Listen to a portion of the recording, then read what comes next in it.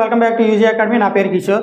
మన UG academy వారు 6th నుండి 10th వరకు ఉన్న మ్యాథ్స్ టెక్స్ట్ బుక్స్ నుంచి 500 బిట్స్ అయితే ఫ్రేమ్ చేయడం జరిగింది.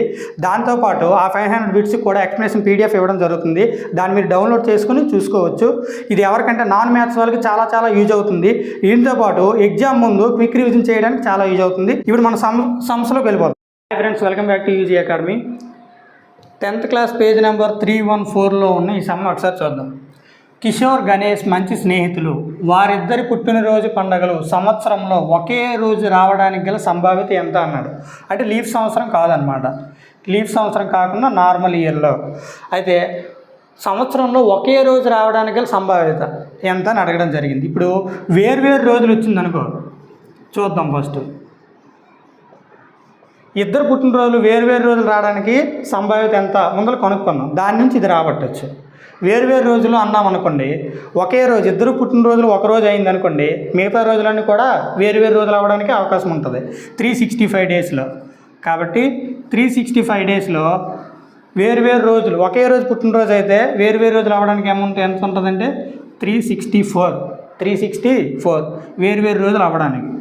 అయితే ఒకే రోజు అవ్వడానికి గల సంభావ్యత ఏమవుతుందంటే మామూలుగా చేయొచ్చు. సంభావ్యత మనకి అన్ని ఈక్వల్గా 1 అవుతుంది.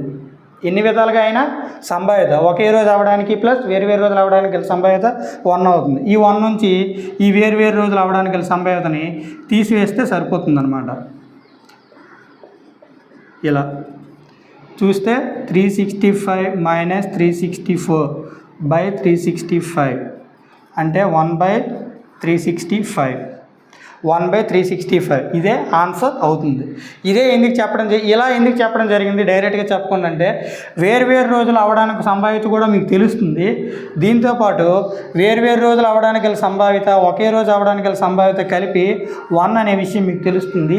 దీన్ని బట్టి ఇది రాబడితే ఒకే రోజు అవ్వడానికి గల సంభావ్యత వస్తుంది. ఈ 3 ఇక్కడ కవర్ అవుతాయనే ఉద్దేశంతో ఇలా చెప్పడం జరిగింది. ఆన్సర్ అయితే 1/365 ఇది ఆన్సర్ అవుతుంది. దీనికి సంబంధించిన సమ్స్ కూడా అక్కడ ఇవ్వడం జరిగింది. అంటే ఎలా అంటే ఈ సంభావ్యత, దీని యొక్క సంభావ్యత, ఇది అవ్వడానికి సంభావ్యత, ఇది కాకపోవడానికి గల సంభావ్యత, అవ్వడానికి సంభావ్యత ప్లస్ కాకపోవడానికి సంభావ్యత = 1 అవుతుంది. ఆ సమ్స్ కూడా ఈ మోడల్ పైన కింద ఇవ్వడం జరిగింది. వాటిని మీరు ప్రాక్టీస్ చేయండి, సరిపోతుంది. Okay, thank you.